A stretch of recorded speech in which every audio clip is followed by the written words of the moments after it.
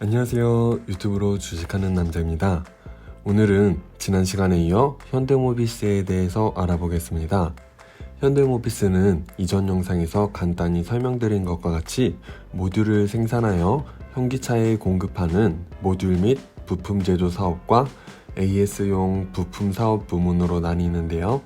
2021년 1분기 매출은 9조 8,158억 원, 영업이익은 4,903억 원을 달성하였습니다.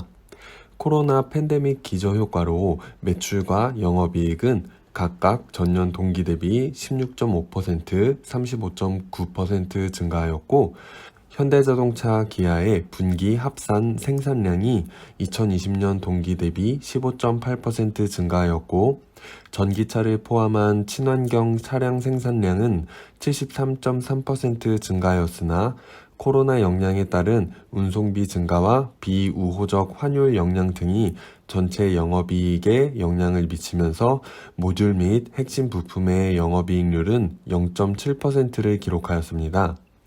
코로나의 여파는 계속되고 있지만 미래 성장 및 외부 수주 역량 강화를 위한 투자를 지속적으로 실시하고 있는데요. 2020년 1분기 기준 연구개발 투자는 2,480억 원으로 연간 목표 대비 23.2%, 시설 투자는 1,113억 원으로 연간 목표 대비 9.2%를 집행하였다고 합니다. 매출 비중을 살펴보면 모듈 사업이 약 80%, AS 부품 사업이 20% 정도 되는 것을 확인할 수 있고요. 44기는 코로나 영향으로 전년 대비 매출 약 4% 감소하였지만 45기 전년 대비 모듈 사업 매출 22% 상승으로 전체 매출 17% 상승을 기록하였습니다. 최근 5월 31일 유진투자증권에서 발행한 보고서가 있는데 열람이 안 되어 이전 4월 말 발표된 IBK 투자증권 보고서를 살펴보면요. 전동화 매출이 2021년 1분기 1.15조 원으로 2019년 1분기 5,746억 원 대비 2년 만에 2배로 성장하였고, 향후 이 GMP 물량이 본격화되며 높은 성장세를 이어갈 것으로 기대하며 중장기 성장 전략으로 트랜스포메이션 XYZ를 추진 중이라고 하며 2021년 1월 그룹 내 반도체 부문도 인수 완료하였으며 향후 보스턴 다이내믹스 인수도 완료 예정이라고 하는데요. 최근 뉴스를 좀 살펴보면요. 현대모비스가 11년 만에 회사채를 발행한다고 하는데요. 규모는 최대 4천억 원을 목표로 하고 있고 일부는 ESG 채권으로 발행할 예정이라고 합니다. 현대모비스는 오랫동안 채권 발행하지 않아 국내 신용등급은 소멸된 상태로 현재 다시 신용평가 작업이 진행 중이라고 하는데요. 성공적인 투자금 유치와 신용평가 결과에 대해 주가 변동이 나올 수 있겠다고 생각해 볼 수 있겠네요. 현대차 그룹 내에서는 현대차가 AA 플러스로 가장 높고 기아, 현대제철, 현대글로비스가 AA, 현대건설, 현대엔지니어링, 현대위아가 AA-라고 하니 참고하면 좋을 것 같습니다. 개인적으로는 현대모비스 역시 전기차 수혜주로서 현기차와 같이 가져가야 할 종목으로 생각되는데요. 그럼 차트를 살펴보겠는데요. 지난 1월 8일 갭상승을 하면서 고점 40만 5천 원까지 상승하였다가 이렇게 갭을 메우러 온 모습 확인해 볼 수 있겠고요. 2월 23일 갭을 메우면서 들어 올려 주었지만 2월 24일 버티지 못하고 흘러내리면서 31만 4,500원이 지지선이 아닌 저항선으로 바뀌어 이렇게 노란색 121선의 지지를 받고 올라와도 31만 4,500원 부근의 물량을 다 받아내지 못하고 저항을 받아 다시 내려온 모습 확인해 볼 수 있고요. 매물대 차트를 적용해보면 파란색 매물대가 현재 주가의 매물대이고 빨간색이 최대 매물대 그리고 녹색이 일반 매물대인데요. 이 구간 내에서 매물대가 31만 4,500원 부근에 집중되어 있는 모습 확인해 볼 수 있고요. 이 매물대로 31만 4,500원 부근에 저항선이 생성되어 있다고 확인할 수 있고 현재 주가가 추가로 상승하기 위해선 이 매물대의 매물을 전부 흡수해야 하고 그러한 상승 모멘텀이 있어줘야 할 텐데요. 현대모비스의 경우 전기차 플랫폼에 대한 기대감으로 주가가 반영되어 있고, 이제 전기차 플랫폼의 실적으로 가치를 증명해줘야 하는 과제가 계속해서 남아있다고 생각되고요. 어차피 그 부분은 개인이 어떻게 할 수 있는 부분이 아니니 각자 현재의 주가 흐름에서 어떠한 투자 전략을 가져가야 할지를 생각해보면 좋을 것 같은데요. 현재 이 차트에서 우리가 예측해 볼 수 있는 내용은, 만약 현재 주가에서 31만 4,500원 매물대를 전부 흡수하게 된다면 과연 어디까지 상승할 수 있을까에 대해 생각해 봐야겠는데요.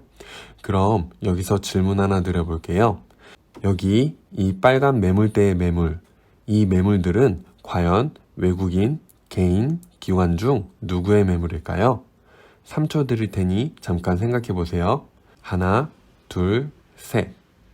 저는 두말할 것 없이 개인 매물이 가장 많을 거라고 생각하는데요.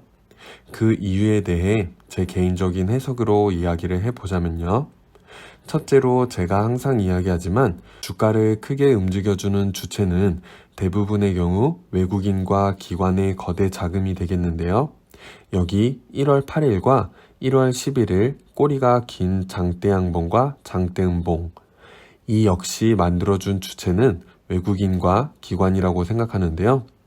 1월 8일 장대양봉이 나왔지만 강한 매수세와 그에 못지않는 대량의 차익 실현 물량으로 위아래로 긴 꼬리를 그려주면서 십자가 모양의 캔들이 나왔는데요. 십자가 모양의 캔들의 경우 매수세와 매도세가 동일한 수준으로 나왔기 때문에 십자가 모양으로 형성되었고, 위아래로 긴 꼬리의 십자가의 경우 그만큼 매도세와 매수세가 평소보다 강하게 동시에 작용하여 이 당시 주가가 변동성이 크며 불안한 모습이라고도 생각해 볼 수 있겠는데요. 같은 날 매매 동향을 살펴보면 1월 8일은 다행히 기관의 매수세가 매도보다는 강하여 개인의 매수세와 함께 외국인의 매도세를 방어해준 모습 확인해 볼 수 있고요. 주린이 분들을 위해 하나 이야기 드리자면, 이렇게 기관의 순매수가 64,561주로 표기되어 있다고 해서 기관이 매도 없이 매수만 한 게 아니고, 보시다시피 여러 기관들의 매수와 매도를 종합하여 보여지는 수치로 1월 8일의 경우 금융투자, 사모펀드, 기타 법인의 매수가 보험, 투신, 은행, 기타금융, 연기금 매도보다 많았다고 볼 수 있겠습니다. 어찌됐든 1월 8일장은 이처럼 상승은 하였지만 변동성이 큰 장으로 장을 마감하였고, 그 다음 장인 1월 11일장에서는 외국인, 기관 모두 순매도 약 26만 주로 윗꼬리가 긴 장대 음봉으로 장을 마감한 모습 볼 수 있겠는데요. 음봉으로 장을 마감한 데다가 기다란 윗꼬리를 그리며 음봉으로 장을 마감했다는 것은 확실히 매도세가 강했다고 볼 수 있고, 주가 하락을 의심해보고 이러한 장에서는 차익 실현 혹은 홀딩을 검토하시고 매수는 하지 않는 게 맞다고 생각하는데요. 그 이후로 다시 한번 반등을 꾀하고 주가를 올려보았지만 1월 11일 시가인 36만 8,500원을 올라서지 못하고 약 5개월간 하락해 왔는데요. 저 빨간 매물대 물량이 대부분 개인의 물량일 거라는 두 번째 추측으로는요, 현재 빨간 매물대 자리가 35만원에서 36만원 부근인데요. 현대모비스 현재가가 28만 7천원으로 빨간 매물대인 35만원, 36만원의 중간값인 35만 5천원으로부터 현재가는 약 20% 빠져있는 가격이라는 거죠. 무슨 이야기냐면, 만약 빨간 매물대의 평단가 물량을 기관이 가지고 있다면 20%의 손실을 용납하지 않고 마이너스 5에서 10%로 손절을 치고 나왔을 거라는 추측에서 저는 현재 빨간 매물대 물량은 대부분이 개인 물량일 거라고 생각하고 있습니다. 그럼 이제 현재가 28만 7천원에서 상승한다면 어디까지 상승할까에 대해서 생각해 봐야겠는데요. 저는 개인적으로 31만 4천원 물량을 흡수해주고 위에 빨간 매물대인 35만원대에서 큰 저항을 받지 않을까 생각하고 있고요.